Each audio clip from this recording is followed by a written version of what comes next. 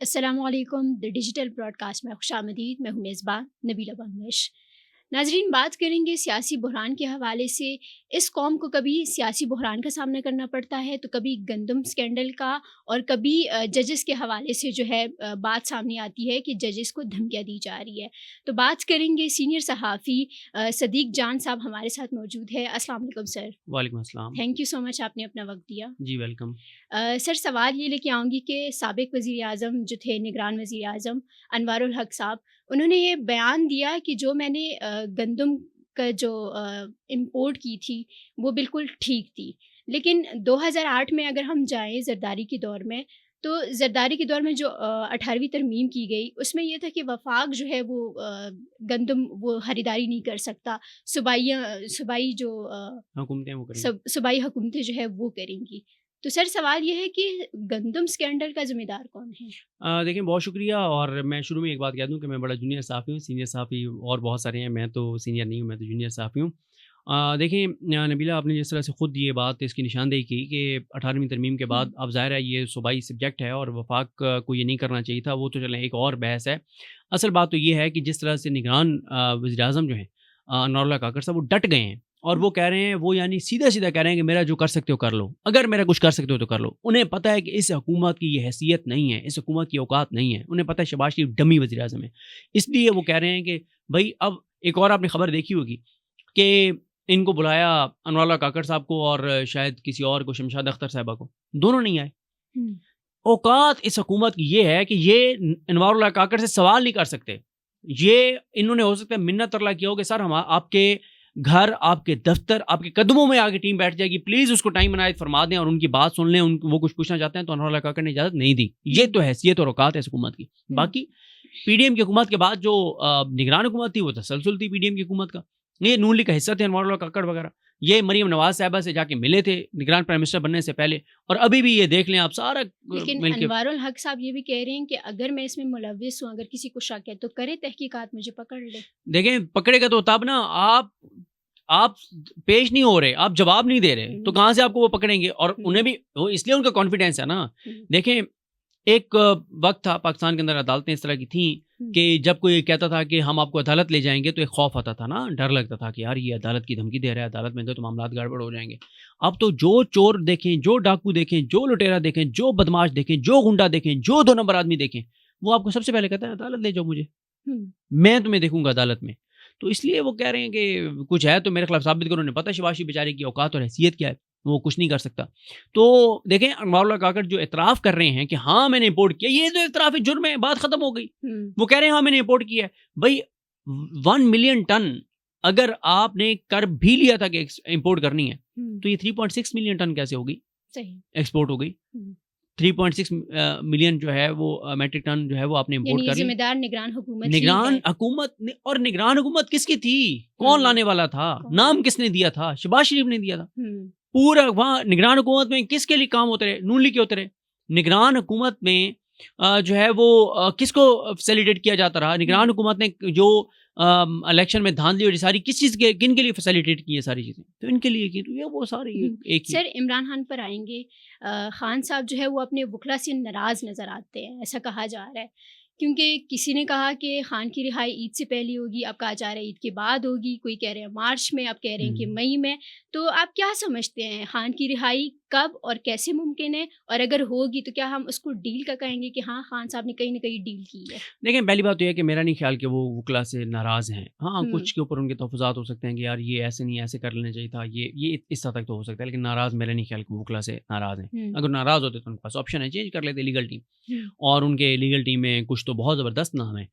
यानी अब अगर आप बात करें बैरिस्टर सलमान सफदर साहब की बात करें, उस्मान रियाज़ गिल साहब की बात करें, सिकंदर ज़ुल्करनैन साहब की आप बात करें, आप सलमान अकरम राजा साहब की बात करें, हुँ, मतलब बहुत से नाम हैं जो ज़बरदस्त तरीके से, या उनके जो फिर इनके साथ जो वकला हैं जो असिस्ट कर रहे हैं, खालिद यूसुफ चौधरी साहब हो, इंतज़ार पंजोता साहब हो, नईम हैदर पंजोता साहब हो, अपनी तरफ से कमिटमेंट के साथ लगे हुए हैं। हुँ, मसला ये है कि वो जो दूसरी बात आपने कही कि कोई कहता है जी अप्रैल में आ जाएँगे, कोई कहता है मई में आ जाएँगे। अब मसला ये है कि हम भी जब ओपिनियन दे रहे होते हैं ना, हुँ, तो हम आइन, कानून, अदालतों को देख के और हम उसके हुँ, बात कर रहे होते हैं ना कि इस तारीख तक फैसला आ जाना चाहिए। लेकिन मसला ये होता है कि हम तो एनालिसिस कर रहे होते हैं, यानी हम अच्छा इस फैक्टर को भी ध्यान में रख रहे होते हैं कि ये डिले करेंगे, तारीख पे तारीख, इन चीज़ों को ध्यान में रख के भी हम बता रहे होते हैं, लेकिन हालात उससे ज़्यादा ख़राब हैं। अब आप देखें, आप अगर ये बात करें, खान को गिरफ्तार होना ही नहीं चाहिए था, उसके ऊपर केसेस बनते ही नहीं थे, झूठे केसेस, गलत केसेस वो सारे आपने बना लिए, बना के अब आप जो है वो उनको रिहा नहीं होने दे रहे। आप ये मैनेज करते हैं कि अच्छा ये डिले करवा दो, ये डिले करवा दो, ये डिले करवा दो, इसमें गिरफ्तारी डाल दो, इसमें गिरफ्तारी डाल दो। समझ आपको भी आ गई है, समझ सबको आ गई है कि ना वो टूट रहा है ना उसने टूटना है। वो जब कोई बंदा, देखें हम लोग अपनी यानी कोई भी इंसान हो ना ज़िंदगी में, वो सबसे ज़्यादा किस चीज़ से डरता है? मौत से डरता है कि मैं मौत ना आ जाए, मर ना जाऊँ।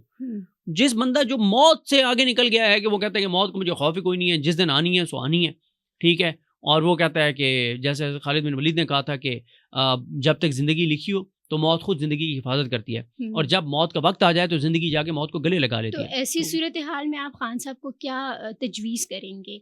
क्योंकि जेल में अगर वो है, रिहाई उनकी बहुत मुश्किल नज़र आ रही है, ऐसे में क्या उनको डील कर लेनी चाहिए? देखें, तजवीज़ हम कौन होते हैं उनको कोई तजवीज़ करने वाले।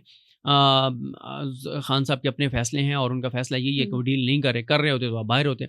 और मेरा नहीं ख्याल कि उनकी रिहाई डील के नतीजे में मुमकिन होगी। ये इस वक्त अगर कोई समझता है ना कि आपके ख्याल में अगर उनको डील ऑफ़र की जाती है तो आप क्या समझते हैं कि हाँ, खान साहब को एक्सेप्ट करनी चाहिए? देखें, खान साहब को ये डील्स ऑफ़र की गई हैं, की जा रही हैं, मुसलसल की जा रही हैं, और वो एक्सेप्ट नहीं कर रहे और ठीक कर रहे हैं, एक्सेप्ट नहीं कर रहे, ठीक है। जब उन्होंने कुछ किया ही नहीं है। अगर डील ऑफ़र की जा रही है तो किस तरह डील है वो जो ऑफ़र हो रही है देखें, खान साहब को? उसमें एक चीज़ ये कही जा रही है कि आप बनीगाला शिफ्ट हो जाएँ, 4 से 6 माह आप बनीगाला में रहें और आप पॉलिटिकल एक्टिविटीज़ ना करें। सबसे पहली शर्त तो ये है। तो इसी पे ही बात नहीं बनेगी। इमरान खान मतलब क्यों इनके साथ डील करके और बनीगाला शिफ्ट हो और 4 से 6 महीने खामोश रहे। इनको मसला ये नहीं पता है कि अब जब इमरान खान बाहर आएगा, उस दिन को इमेजिन करें ना, जिस दिन उसकी रिहाई होगी, क्या हालात होंगे पाकिस्तान के अंदर, कितने लोग होंगे, लाखों लोग, फैमिलीज आएंगी उसके इस्तकबाल के लिए। तो ये इनको एक खौफ है उस दिन खौफ है। अली अमीन गंडापुर साहब की बात करेंगे।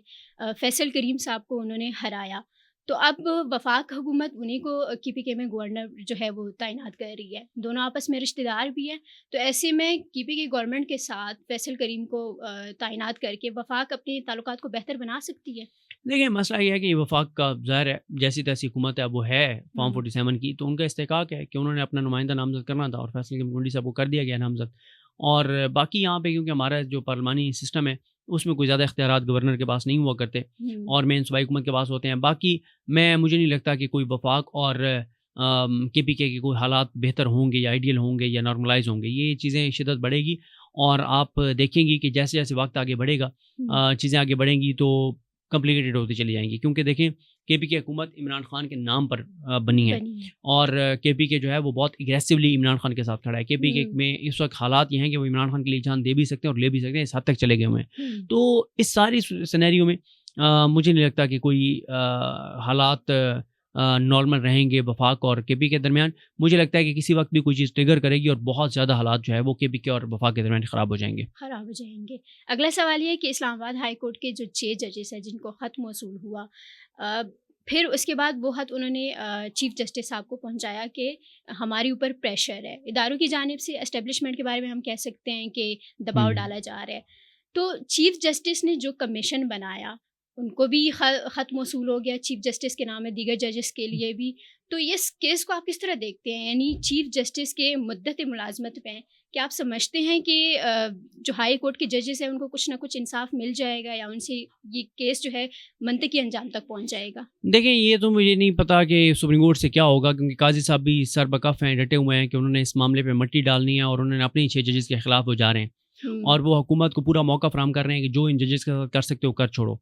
और आप ये देखेंगे जो लास्ट हेयरिंग थी यानी 30 अप्रैल वाली, उसके बाद फिर एक नई मुहिम का आगाज़ हुआ जस्टिस मोहसिन अख्तर कियानी साहब के खिलाफ।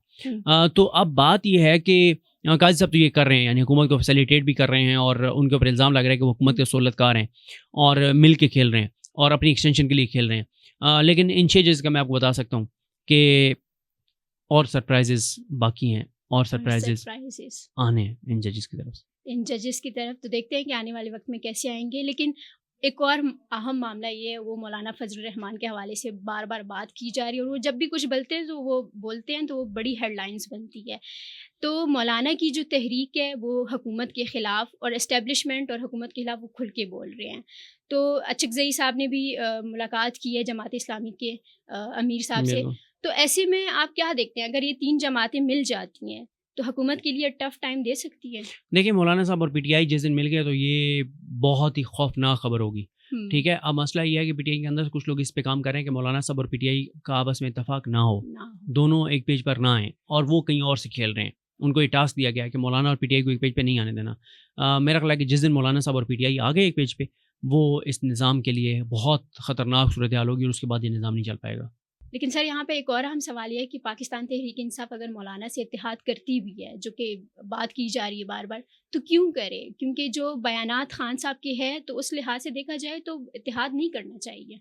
देखिए, मसला है कि खान साहब ने अभी अडयाला में एक मुलाकात में मौलाना साहब की बहुत तारीफ़ की है। हुँ, बहुत तारीफ़ की है। देखें, ये जंग की एक हिकमत अमली भी होती है कि दुश्मन का दुश्मन आप उसको दोस्त बनाते हैं, दुश्मन का दुश्मन दोस्त होता है और हुँ। आप अपने दुश्मन को अकेला करते हैं। आप अपने दुश्मन के खिलाफ़ जितनी क़ुव्वतें होती हैं, उनको यकजा करते हैं। तो ये हिकमत अमली है और मेरा नहीं ख़्याल कि इससे पीटीआई को नुकसान होगा, पीटीआई को यानी बहुत खान फ़ायदा। साहब मौलाना साहब पे भरोसा कर सकते हैं। देखिए, भरोसा कौन-सा, वो अपनी पार्टी उनके हवाले कर रहे हैं। हुँ, एक लड़ाई है ना, आप भी लड़ रही हैं, मैं भी लड़ रहा हूँ। हुँ। अगर हम मिल के एक लड़ाई लड़ रहे हैं, कल को आप अगर साइडलाइन भी हो जाती हैं, मैं साइडलाइन लड़ तो हम पहले भी अलग-अलग रहे थे, तो हम अलग-अलग लड़ते हुँ। रहेंगे जिसके खिलाफ लड़ रहे हैं। मरियम नवाज़ की बात करेंगे, अगर उनका मवाज़ना बुज़दार साहब से किया जाए और एक्स सीएम शहबाज शरीफ से, जो उनके चचा हैं, तो आप क्या समझते हैं कि इनके मुकाबले में मरियम नवाज़ साहिबा की कारकर्दगी बेहतरीन है और क्या मरियम नवाज़ साहिबा उस्मान बुज़दार प्लस हो सकती है? देखिए, मरीम नवाज़ साहिबा का मसला है कि उनको अभी इतराक और एहसास ही नहीं है। उनको समझ ही नहीं आ रही कि मसाइल हैं क्या और मसाइल को कैसे टैकल करना है, डील करना है। अभी तो वैसे टिकटॉक बनाने में मसरूफ़ हैं, उसमें वो काफ़ी सक्सेसफुल हैं। हुँ, आप ये कह सकते हैं कि बतौर चीफ़ मिनिस्टर टिकटॉक पे वो शहबाज शरीफ और उस्मान बुज़ार से बहुत ज़्यादा पॉपुलर हैं, इसमें कोई शक नहीं है। हुँ, क्योंकि टिकटॉक पे ऐसी वीडियोज़ बहुत ज़्यादा चलती हैं, आप ज़ाहिर है देखती होंगी सारा दिन टिकटॉक। तो टिकटॉक पे ऐसी चीज़ें बहुत ज़्यादा देखी जाती हैं, जिस तरह की वो ड्रामे कर रही हैं। बाकी आप 4 से 6 माह इंतज़ार कर लें, आपको पता चल जाएगा। चीज़ें जिस तरह से पंजाब में खुल-खुल के सामने आएँगी कि पंजाब में हुआ क्या है और इस दौर के बारे में लोग कहा करेंगे कि इस दौर ने पंजाब को जितना पस्ती में लेके गया ये दौर किसी चीफ़ मिनिस्टर के दौर में इतना पस्ती में पंजाब तो नहीं क्या गया था। इसकी ज़िम्मेदार सिर्फ़ मरियम नवाज़ साहिबा नहीं, होगी? उनके वो अंकल्स हैं जो इनको लाए हैं यहाँ पे। हुँ। अगला सवाल ये कि बिलावल साहब की अगर बात करें, वो आजकल बड़े ख़ामोश नज़र आ रहे हैं। वैसे तो उन्होंने हर चीज़ हासिल कर ली, सिंध की हुकूमत, सेनेट, ये सारी चीज़ें, लेकिन वो काबीना का हिस्सा नहीं बने। इसकी क्या वजह हो सकती है? देखिए, वो नहीं बने थे, कुछ चीज़ें चल रही थी, अब तो खबरें आ रही हैं कि वो बन रहे हैं हुँ, और वो पीपल्स पार्टी की जिस्म में जो रूह है ना, वो उनकी अपनी नहीं है। हुँ, उनके जिस्म में से वो रूह निकाल ली जाए तो जिस्म मुर्दा हो जाएगा। हुँ, तो जिसने रूह फूँकी है उनके इस सियासी जिस्म के अंदर, उसने चलाना है इनको। हुँ। जिस दिन उन्होंने कहा कि शामिल हो जाएँ काबीना में, उस दिन शामिल हो जाएँगे। जिस दिन वो कहेंगे वज़ारतें ले लें, वो ले लेंगे। जिस दिन कहा जाएगा छोड़ दें, वो छोड़ देंगे। जिस दिन कहा जाएगा इस तरमीम पे ठप्पा लगा दें, वोट दे दें, वो दे देंगे। उनकी कोई हैसियत और औकात अपनी नहीं है। जी नाज़रीन, गुफ्तगू आप सबने सुनी। सदीक साहब ने कहा कि अगर पाकिस्तान तहरीक इंसाफ और मौलाना साहब इत्तेहाद करते हैं तो ये निज़ाम के लिए बहुत ख़तरनाक साबित होगा। राय का इज़हार कीजिए कमेंट बॉक्स में और देखने का बहुत शुक्रिया। अल्लाह हाफ़िज़।